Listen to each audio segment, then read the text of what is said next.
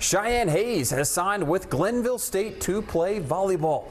In her senior season, Shyanne helped lead the Lady Patriots to a regional win over Woodrow Wilson and an appearance in the state tournament against Morgantown. She is currently in the middle of a great softball season, having recently picked up a big win over Ravenswood on senior night. Some of Cheyenne's favorite memories playing volleyball at Parkersburg South include making the state tourney her sophomore and senior seasons, as well as getting all-state honors. She talks about what drew her to Glenville and what challenges she expects at the next level. I just fell in love with the campus and all the facilities, everything was perfect. I felt very welcome there by the staff and the coaches and the other players. It was just a really easy decision. And yeah, I knew it was home the second I walked in there. I told myself, don't be scared of anything.